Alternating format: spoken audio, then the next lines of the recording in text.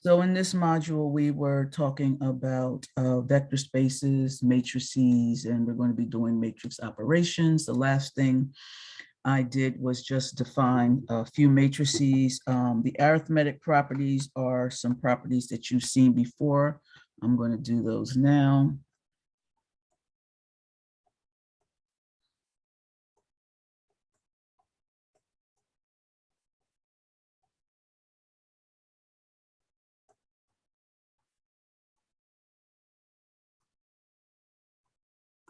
Okay, so what do these arithmetic properties look like? Uh-oh, they're going to act ugly. Oh, thank you. Okay, so A is A plus B is equal to B plus A. As I had said, that it is the addition is commutative. B, it's associative. So A plus B plus C is the same as A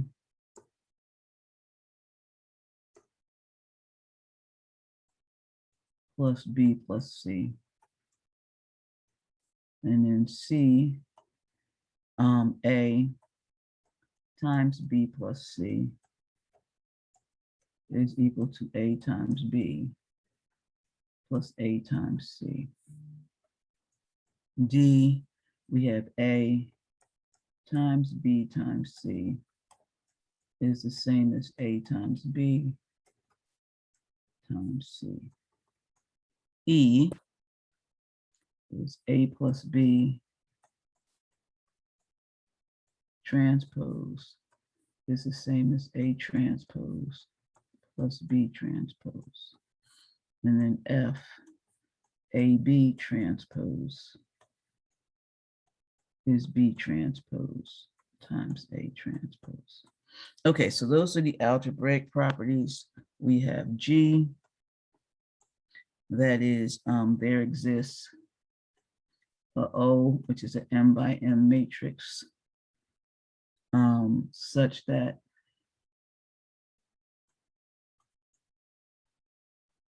all the entries A, I, J are equal to 0. So therefore A plus O is equal to O plus A. And that's just A. And then H, there's an identity matrix.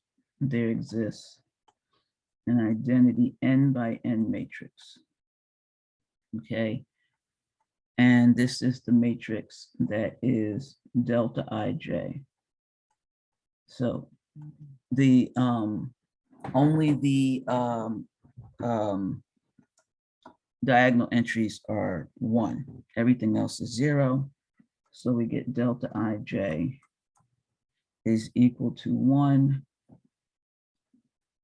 if I is equal to J, and it's 0 if I is not equal to J. Okay. And then we can take an A, that's an M by N matrix, and multiply it by the identity N by N and get A back. And we can take the identity M by M matrix and multiply it by A M by N and get A M by N back. Okay, so those are the two things we can do. All right, what does it mean for a matrix to have and to be invertible? What's that definition? What does it mean for a matrix to be invertible?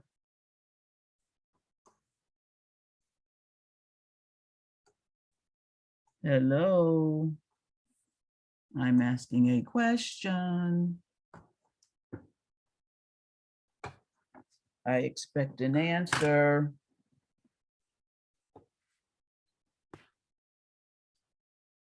Let A be an M by N matrix. It's got to be an N by N matrix. You guys don't remember this stuff. If there exists a B that's also an n by n matrix such that AB is equal to BA,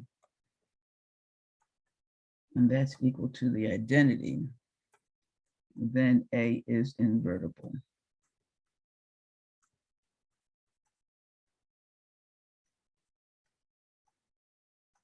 That is,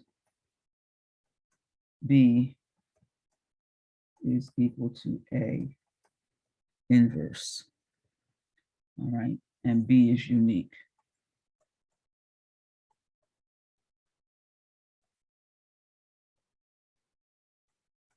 Okay, if no such B exists, then A is singular.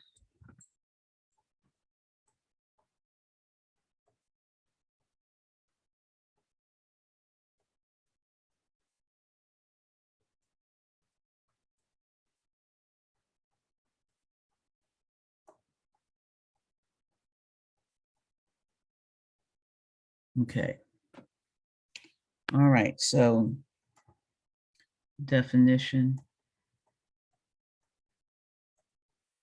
All right, what does it mean? So let's talk about another definition. 3 definitions in one. Okay, A is symmetric. What does it mean for a matrix to be symmetric? If what? A is symmetric if what happens?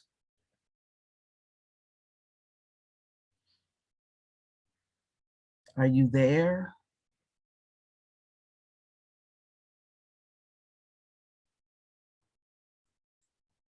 If the transpose of A is equal to A. A is Hermitian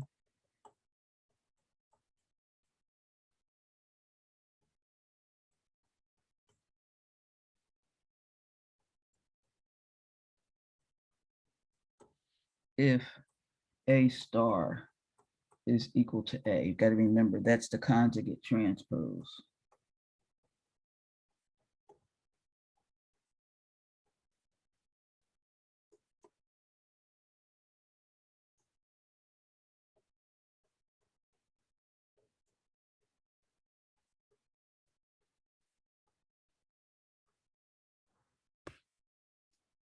And A is skew symmetric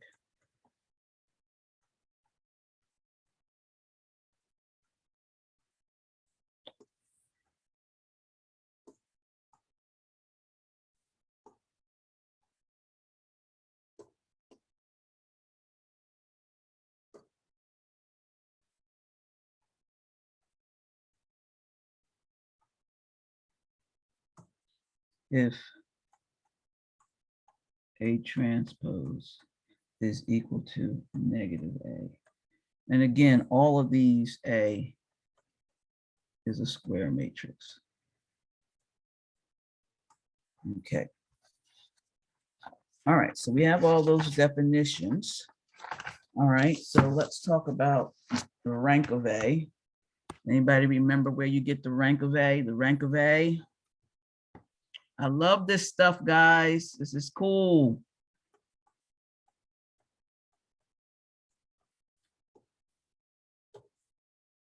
Linear algebra is a beautiful thing. All right, so let A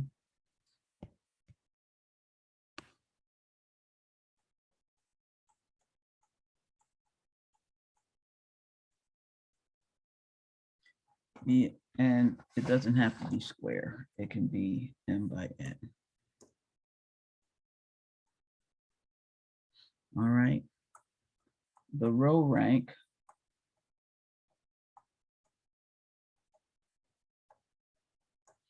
of A is the number of linearly independent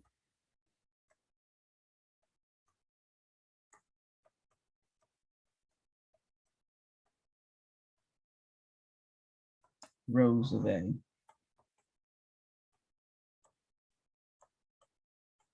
And the column rank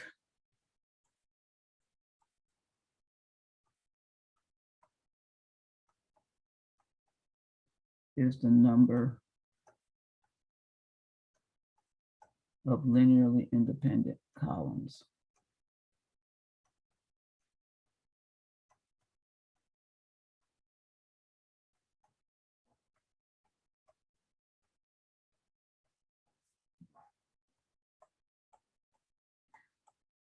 And we just call it the rank of A, the row rank of A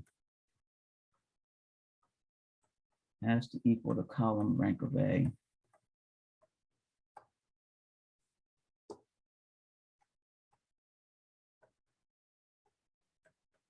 And we just call that, by definition,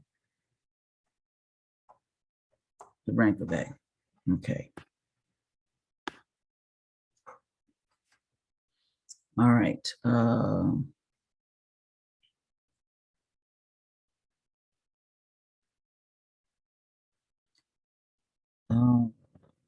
Theorem.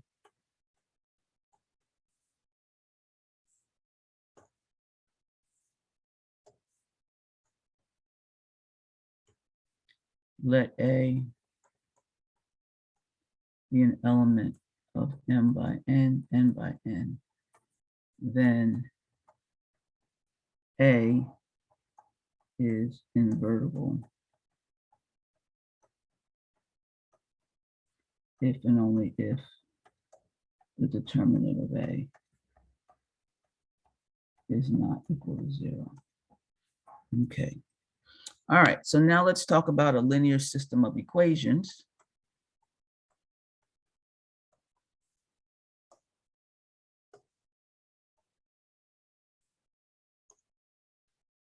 So a linear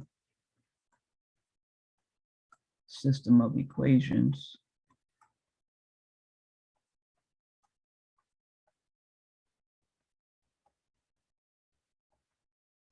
well, that looks like A11 x1 plus A12 x2 plus dot dot dot plus A1 n xn is equal to B1, and then A21 x1 plus A22 x2 plus dot dot dot plus A2n xn is equal to B2. And we can take this all the way down to AM1 x1 plus AM2 x2 plus dot dot dot plus AMN xn is Bn. Okay, so this linear system of equations can be written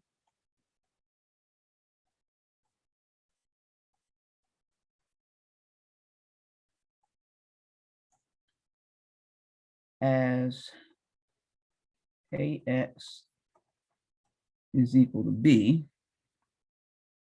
These are vectors with A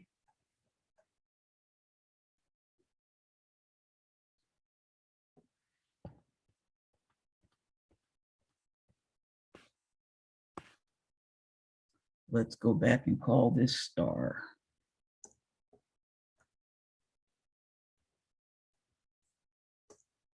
Okay.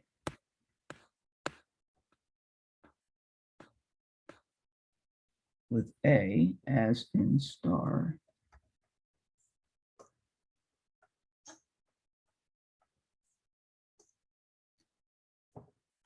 X equal to X1, X2, Xn transpose, and B equal to B1, B2, Bn transpose as well. Okay, so X is B should be Bm. And did I do that right? That last one should be Bm. Bm, Bm. And then this over here, this should be M transpose. So X is an element of Rn, and V is an element of Rm, and A is an element of M by N. Okay, so we're used to solving this system of equations. Okay, so here's the theorem. All of this should be reviewed. I'm praying that it is. If it is not, you need to contact me quickly. Okay, so let A be an element of all the M by N matrices. Okay, but Aij are either real numbers or complex numbers. All right, and let our vector space equal RV equal Rn or Cn, depending upon which one we're working. The following are equivalent.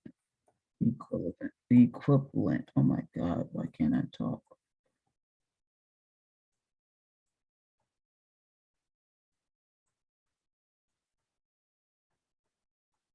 Okay. 1, AX equals B has a unique solution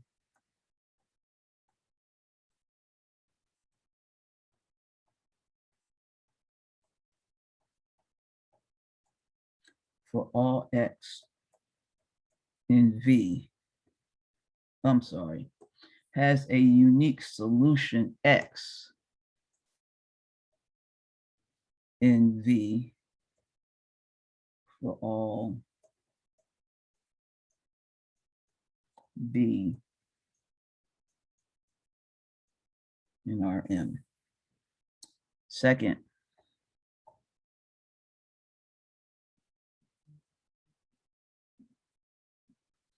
AX equals B has a solution. Why did I rewrite that? All right. Oh, I know why.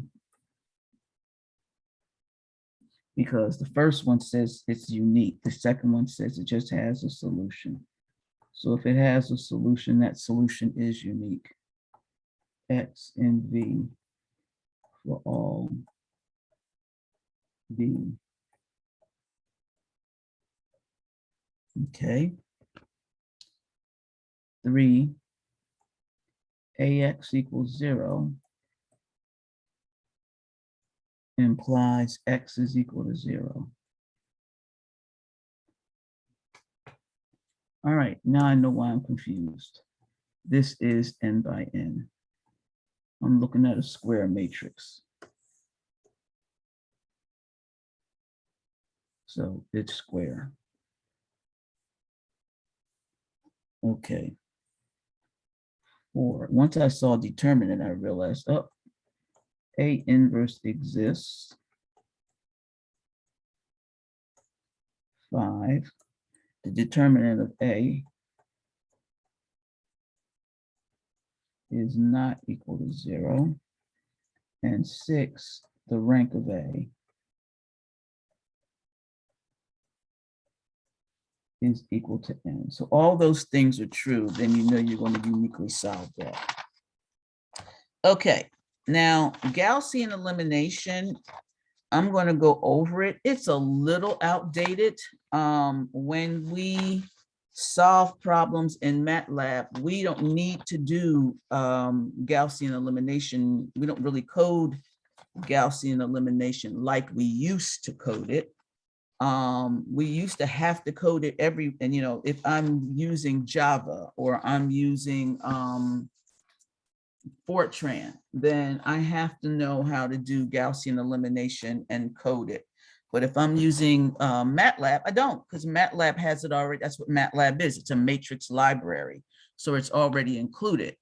I'm going to go through it because in my research, I did my whole code in MATLAB. It was beautiful. Jam, ma'am, just thing popped out. And then they wanted my code to interface with my collaborator's code. So I had to rewrite the whole code in Java. And if I didn't know how to do the matrix manipulations, I would have had a problem because I was taking advantage of MATLAB. So having to write them in Java made a big difference. So I'm going to go through it only because I don't know what type of system that you're going to be using. So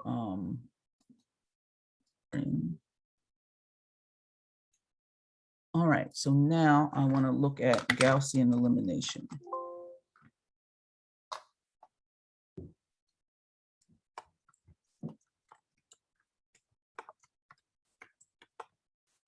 Now, I know you guys have seen Gaussian elimination. We've all seen it.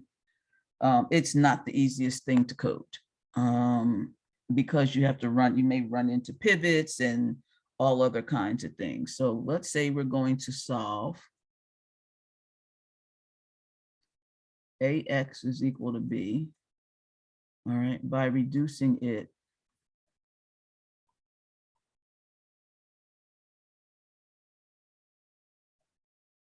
to UX is equal to G. Okay, so what is U? U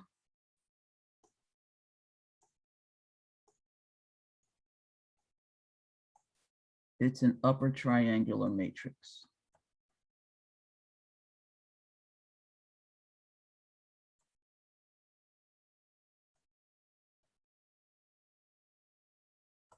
Okay, so we're going to assume A is n by n, and A is a dense or sparse matrix. Dense meaning it's full, sparse meaning it's not full. Okay, so we don't know what it looks like.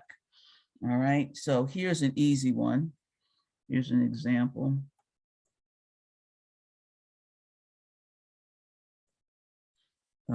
In fact, you probably had to use this in order to solve when you were trying to create the backwards and forward difference schemes of fourth order. You probably ended up using something like this. So AX equals B, I have the system 1, 2, 1, 2, 2, 3, and then minus 1, 3, 0.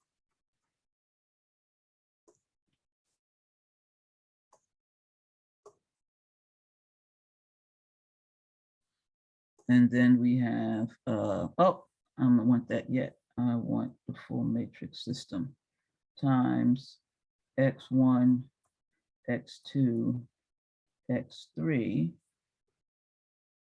is equal to B1, which is 0, 3, 2. Okay, so we put this into an augmented matrix. When we put in an augmented matrix, we get 1, 2, 1, 2, 2, 3, minus 1, 3, 0. And then we're going to stick on the right-hand side of that our 0, 3, 2. And then we do our operations. And when we do that, that takes us to 1, 2, negative 1, 0, negative 2, 1, and then 0, 0, 1/2.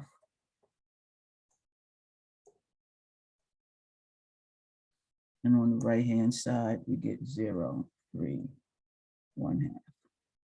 Now, the purpose of doing that is so that we can back solve. All right, so once you get UX equals G,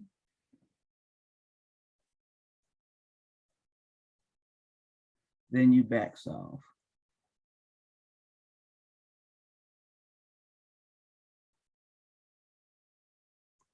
Okay, so here's the first step, step 1.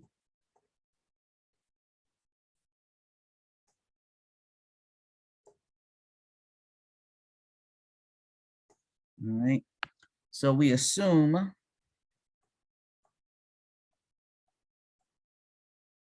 that the first pivot, A11, is not equal to 0.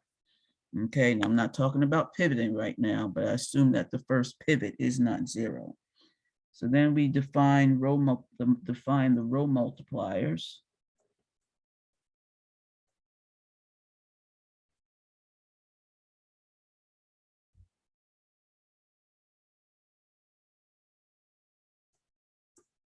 As MI1 is going to be AI1 over A11. And here I is equal to 2 all the way up to N. All right, so for this one, we can clearly see that M21 is simply going to be 2, and M31 is simply going to be -1. So for that example above,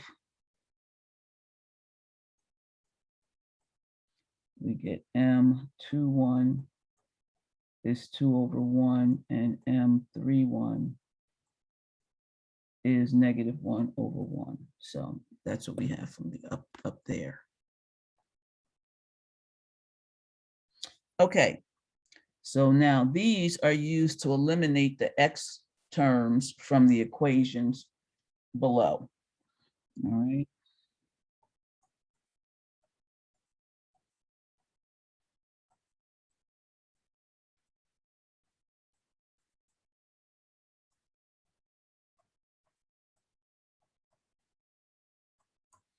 X1 terms from the equations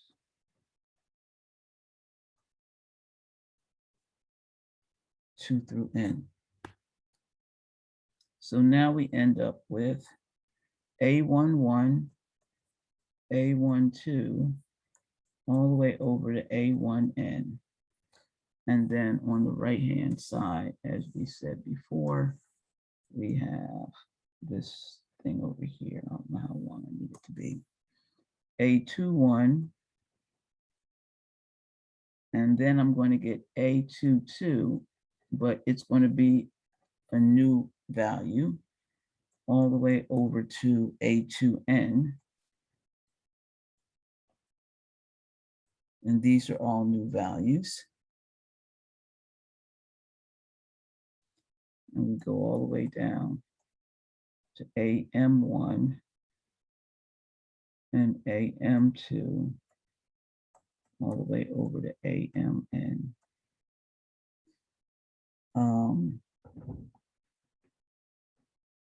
And all of these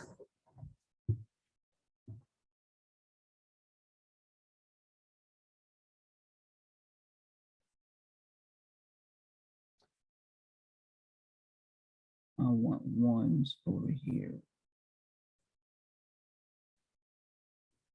And then when we, actually, I don't think, yeah, I want ones on everything.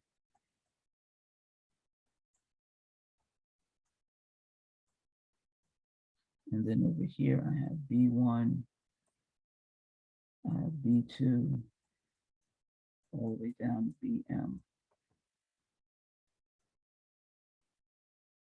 And then that goes to the next step, where I take the same matrix,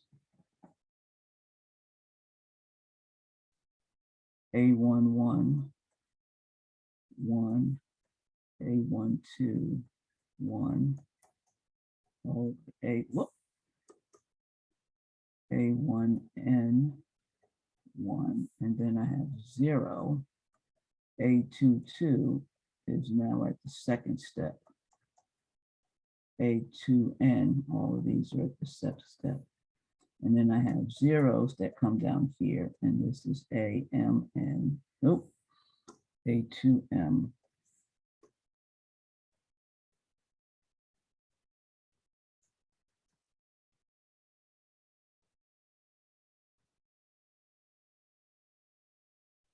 That's wrong. That's AM2.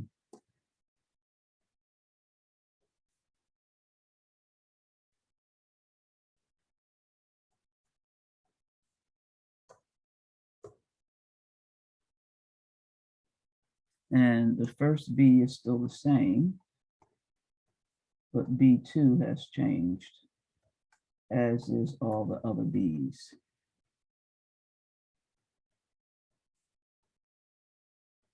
Okay, and then we'll keep doing this.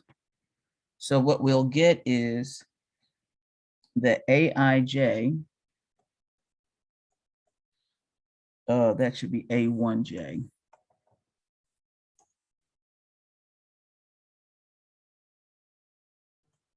A1J, oh, why do I keep doing that? A1J at the second place is going to be A1J from the first iteration minus M I1 times A1J. Okay, so that's the multiplier. So we get MI1 multiplies the elements.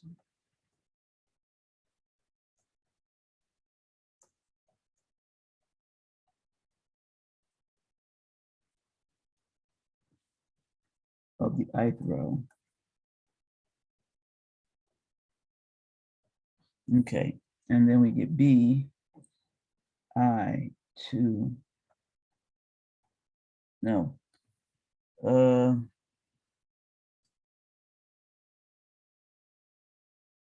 yes, is equal to BI 1 minus MI 1 BI in the first step. And this is for I equal to 3 all the way up to N. So we zero out each column and we keep doing that. Okay, and then we keep doing that and we go to step K.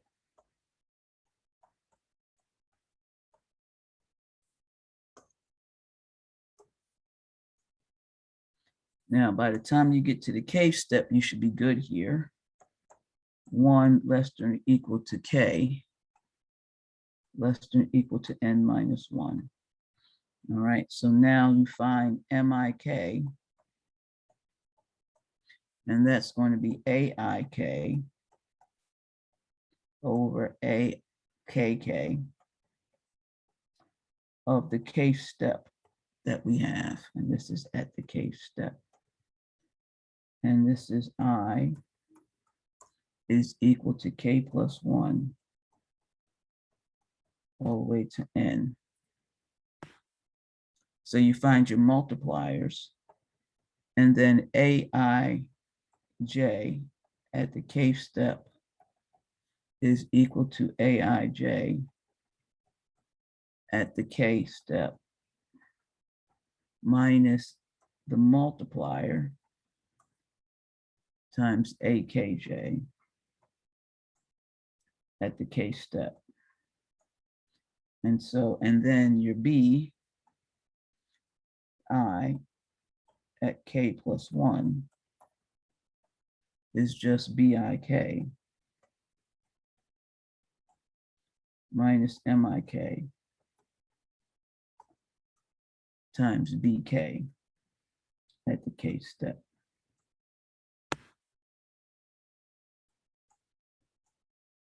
We do this I and J equal K plus 1 all the way up to N. Okay, so now what happens? After N minus 1 steps, all right, we now have a new system that looks like A that's going through N changes times X is equal to B, which is also going through n changes. So now we have our nice upper triangular matrix, A11 still from the first step, A12 still from the first step, all the way over to A1n, all from the first step. I'll have a 0 here. I'll have an A22 from the second step. I'll have an A23 from the second step, going all the way over to A2n from the second step. Then I'll have 0, 0. I'll have A33 from the third step, dot, dot, dot, A3n, third step. And then this will happen until I get down to a row of zeros. And this will be ANN at the nth step.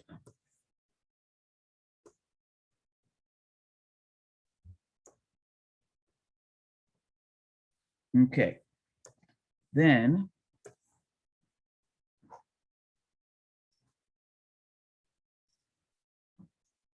I'll have B1, 1, B2, 2, B3, 3, all the way down to Bn, n. So now I can easily back solve.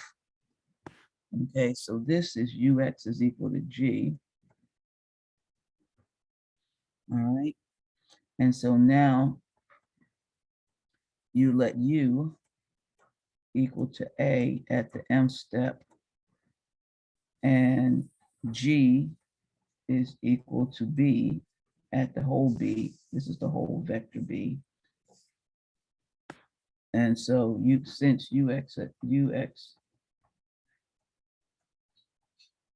is equal to G is an upper triangular system,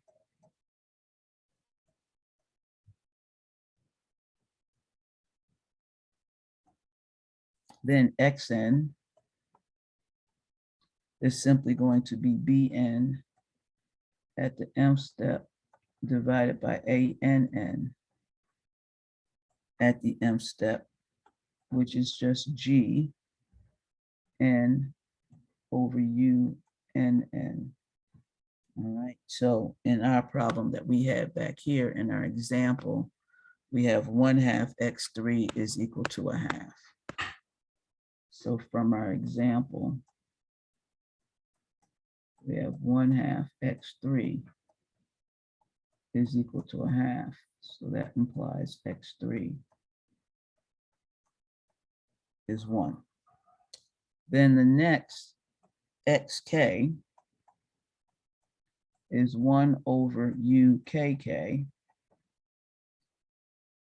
times gk minus the sum j equal to k plus 1 to n of ukj times xj. So that's how you find the rest of them. So for us, in the second equation,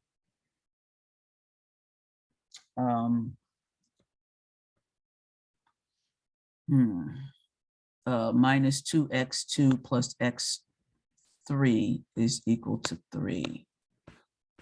So we get minus 2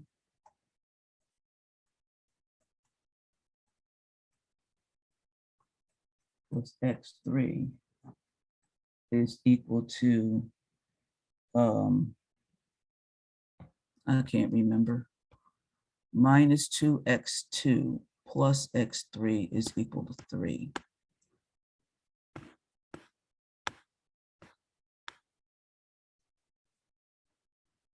But we know that x3 is 1, so we get minus 2x2 is equal to 3 minus 1, which is 2. So that tells us x2 is negative 1.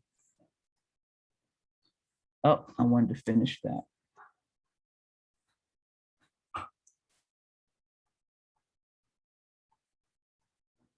And then we have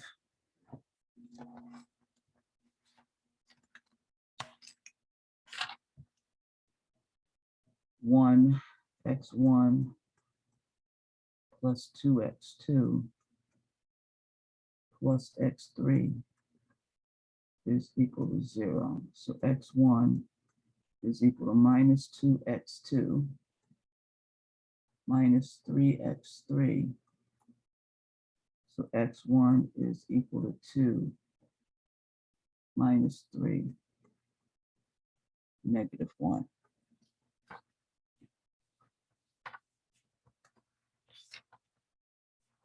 All righty. So the solution for this is x turns out to be minus 1, minus 1, 1. Do I believe that?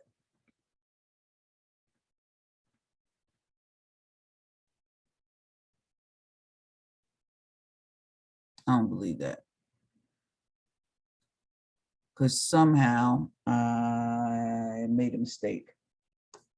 This is supposed to be positive. That didn't change, so that's the problem.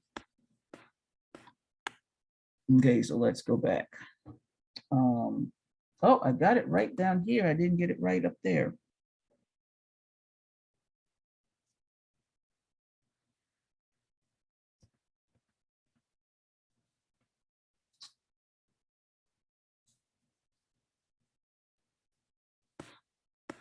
Okay, what did I do wrong? X3 is 1. X2 is minus 1. X1 has to be 1. X2 has to be 1. So I'm trying to think, oh, where does 3 come from? Because there's no 3. That's just 1. Now it's right.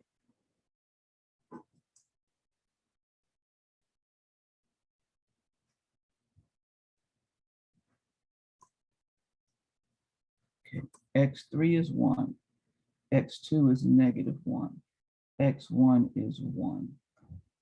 There we go. Okay. So now the elements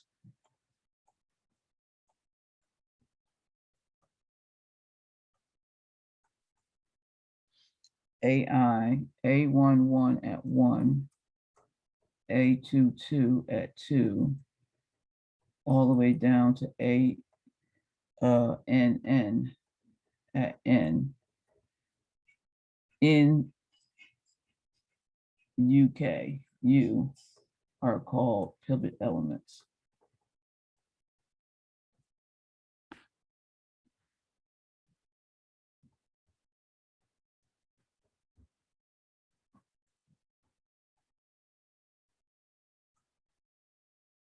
Okay, so the above algorithm can proceed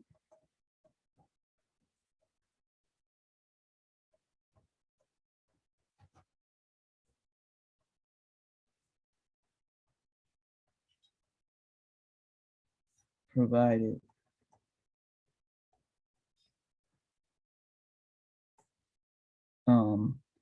AK, K at K is never 0 for all K. So this algorithm works very nicely. You just go through and solve it. You can code this up really easily. The only problem you'll run into is you will get an error if any one of these is 0. So at each stage of your computation, you should check. All right, so must check.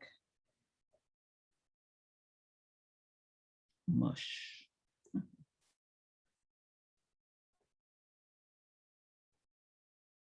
That the absolute value of AKK at K is greater than epsilon.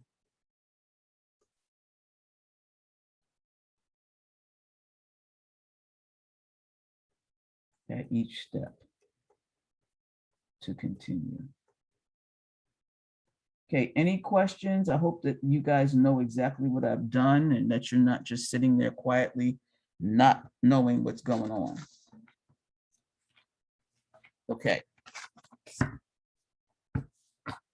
So that's nice. A lot of people say, well, why do you do it that way? Well, because those little multipliers are something that are very helpful. Those multipliers, where are they? Here we are, the row multipliers, these row multipliers here. These things are extremely helpful in creating an LU decomposition. All right. So let's talk about an LU factorization of A.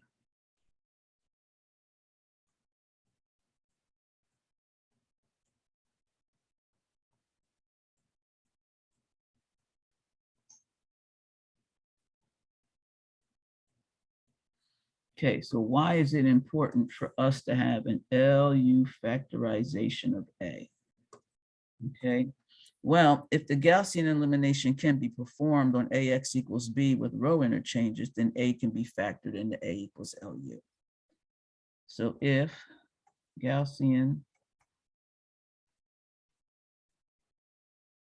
elimination can be performed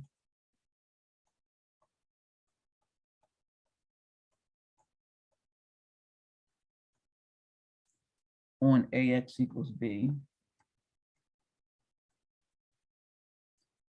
without, that's the big word, without, okay, row interchanges.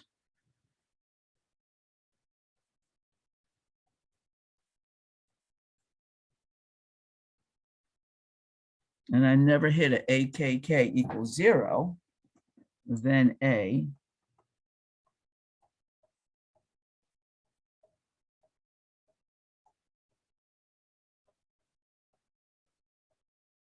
can be factored into A is equal to LU. Now, why would we want to do that? Well, that's really helpful because if A is equal to LU, then I can take A, write it as LU, solve one problem, and then solve the other. So this is easy. So say A is equal to LU, and we're trying to solve AX equals B. So we write it as LUX is equal to B. And so we're going to let Y equal UX. And then we solve LY is equal to B. And we're going to forward solve this.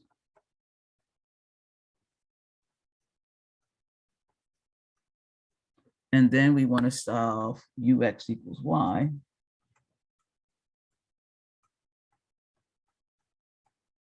By backward solving, and we get X.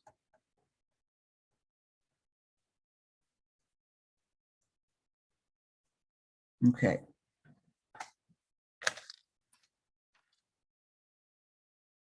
All right, so the previous example, let me just say something about it. So here's the LU decomposition. So A equals LU is going to be A11 at 1, A12 at 1, all the way up to A1N at 1, 0, A22 at 2, all the way up to A2N at 2. And then the zeros continue down. We get we get a 0 there. We get a 0 here.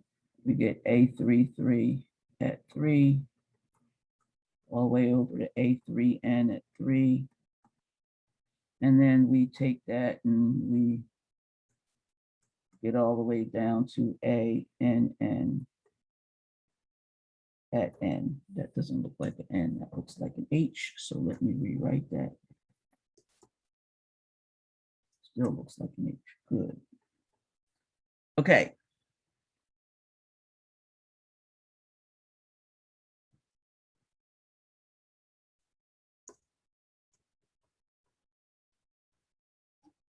Wow, I seem to have lost everybody except Kayla today.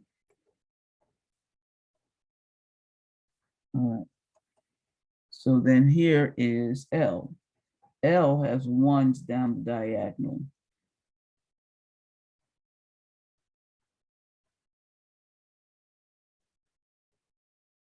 Okay. And everything over A has, what did I say? A has ones down the diagonal. I don't know if that's what I said, but everything over here is 0. And then the multipliers are in these spaces. So this is M21. This is M31,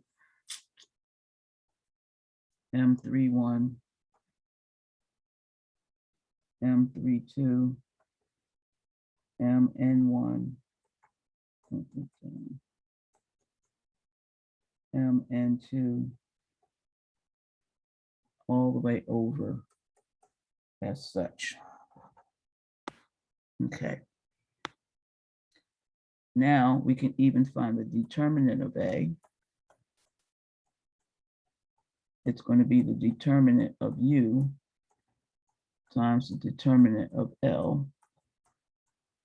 Determinant of a upper triangular or lower triangular or diagonal matrix is just the product of the diagonal elements. So this becomes A11 at 1, A22 at 2, all the way down to ANN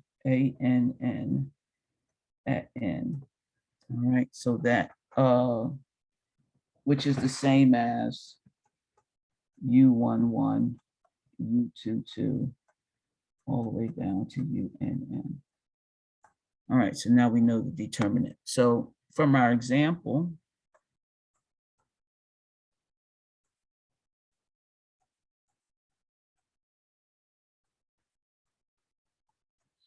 we had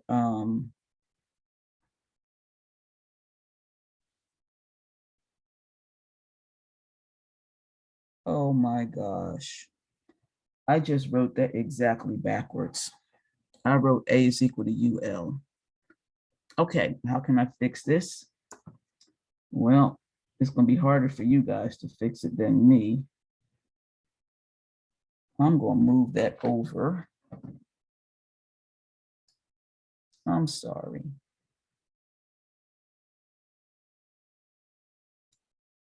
And then I'm going to move L. I apologize.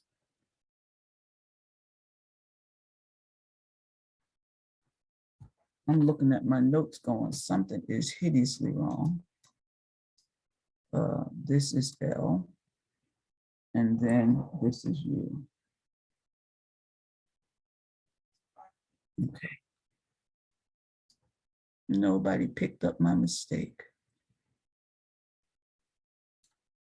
All right, there we go. That's L and that's U. Okay. So from the previous example, we had 2, 1. No, we didn't. We had 1, 2, 1. Then we had 2, 2, 3. And then we had -1, -3, 0. I've got to get in the habit of saying negative, because when I work with my young students, they always say, that's not right. Okay, 1, 0, 0, 2, 1, 0, -1, 1/2, 1. So that's L.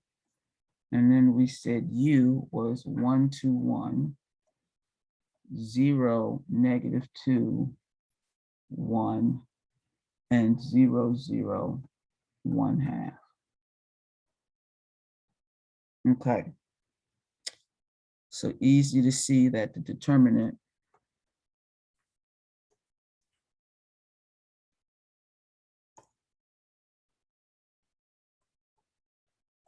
of the matrix A is 1 times -2 times 1/2.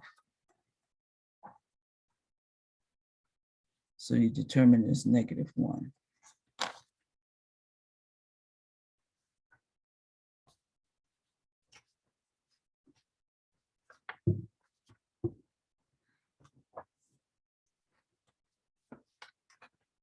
Okay, so what's the, let's look at,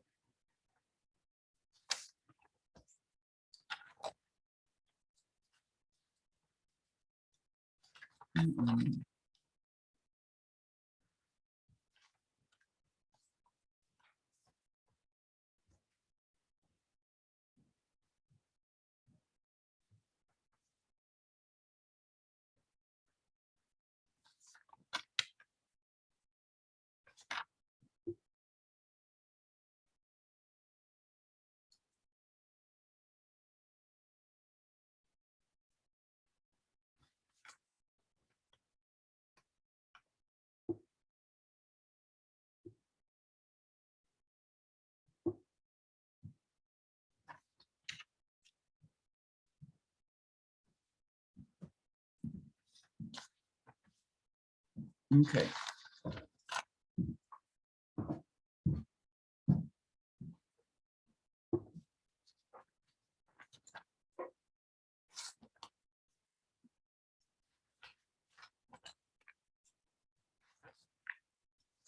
Okay.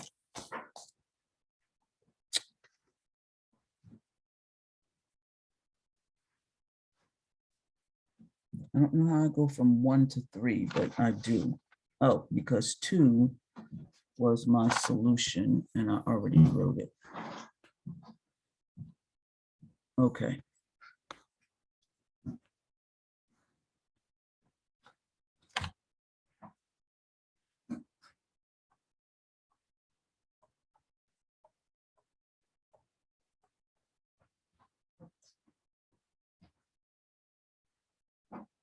Okay, so the operation count.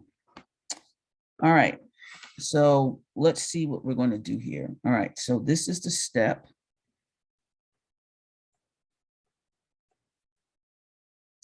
And then we're going to count the number of additions, the number of multiplications, and the number of divisions.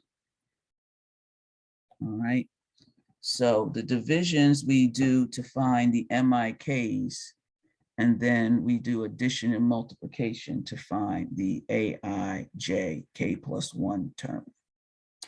Okay, so we have divisions give us the MIKs, and the addition and the multiplication give us the AIJ at the K+1 step.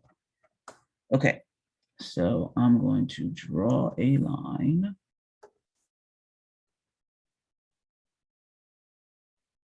As such. Okay. So at the first step, we have n-1 squared additions. We have n-1 squared multiplications, and we have n-1 divisions. Okay, remember the divisions. Let's go back here. No. Here. Okay, so we have n-1, these are the n-1 divisions. We have that. And then we're going to have n-1 multiplications and additions in order to be able to do all of that. Okay.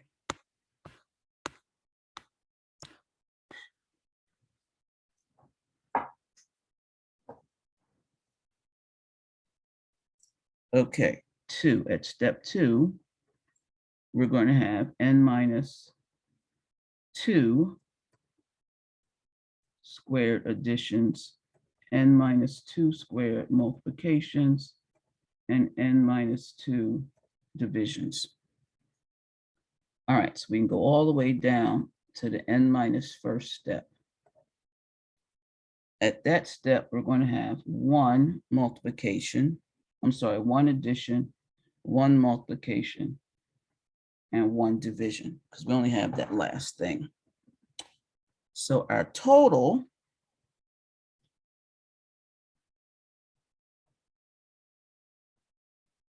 well, let's see. Here we're going to get the sum I equals 1 to n minus 1 of n minus 1 squared.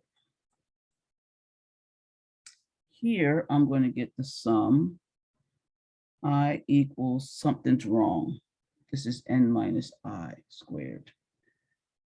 I equals 1 to n minus 1 of n minus I squared. And then I'm going to get the sum I equal 1 to n minus 1 of just n minus I. Okay, so now we're going to use some previous, we're going to use the fact that the sum I equal 1 to m of I is equal to m times m plus 1 over 2.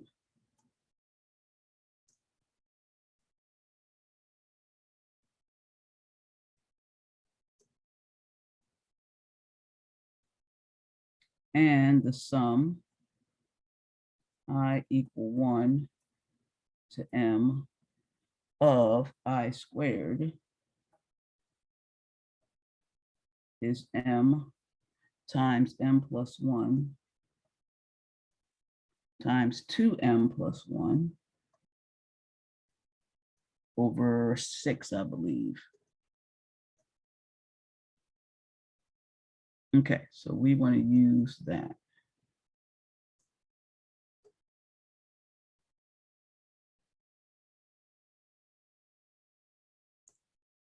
All right, so now when we use that,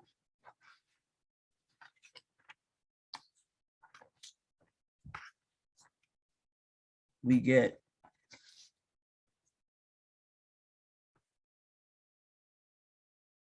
the sum of I equals 1 to n minus 1 of n minus I squared is the sum j equal n minus 1 to 1 of j squared. Okay, now why in the world did I do that? Oh, because I changed n minus 1, because I had n minus 1, and yeah, okay, that makes sense. Okay, I was like a little confused for a moment. So that's the sum j equal 1 to n of j squared. And that is just n minus 1 times n times 2n minus 1 over 6. Okay, we'll do the same thing again. The sum I equal 1 to m n minus 1 of n minus I. That's the sum j equal to n minus I to 1 of j. But that is the sum j equals 1 to n minus 1 of j. And that is n minus 1 times n over 2. All right. So we get that the number of multiplications is equal to the number of additions, and that is equal to n times n minus 1 times 2n minus 1 over 6. So that's on the order of n cubed, and the number of divisions is n times n minus 1 over 2. All right.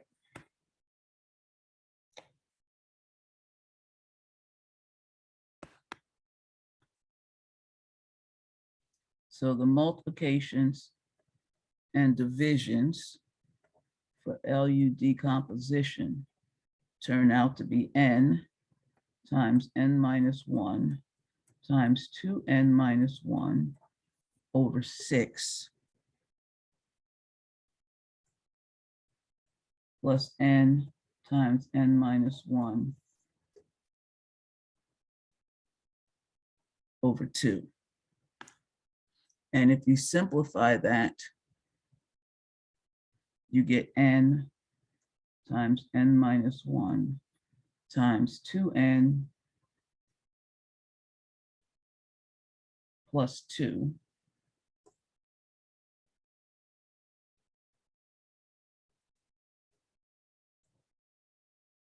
all over 6.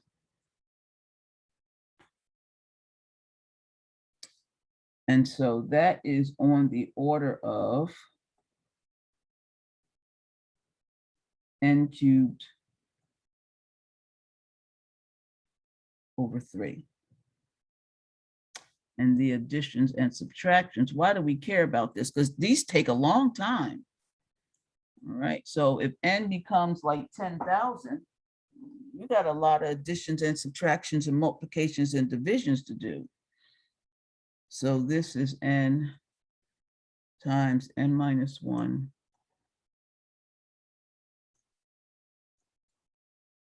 n minus 1 over 6.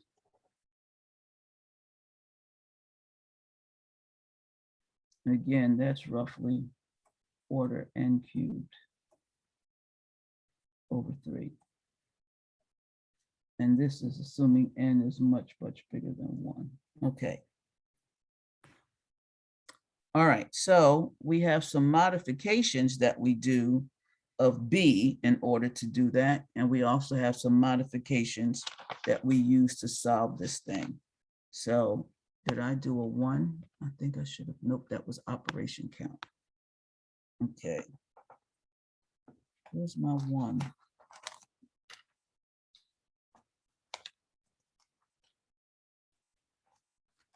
I'm a stickler for my notes. Oh, that's where it went. Okay. My 1 was supposed to be here, so I'm going to make this A. Okay. Now I'm going to have B.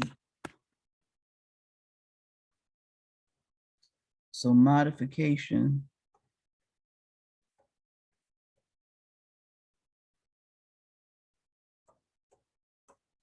of B to get G, which is B at the M stage. So there are n minus 1 modifications that we do. So the number of multiplications and divisions we do to get G, we do n minus 1 plus n minus 2 plus all the way down to 1. So that's the sum, I equals 1 to n minus 1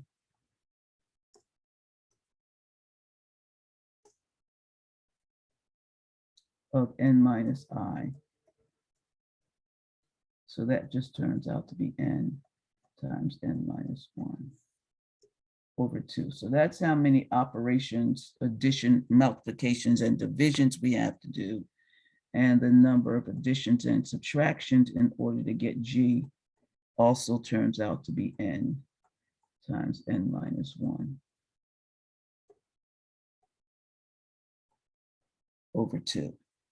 Okay, so we figured out what it takes to do AX equals B. I'm sorry, to do A equal to LU. Then we figured out the number of modifications that we have to do to the right-hand side each time we do something in order to see how B changes.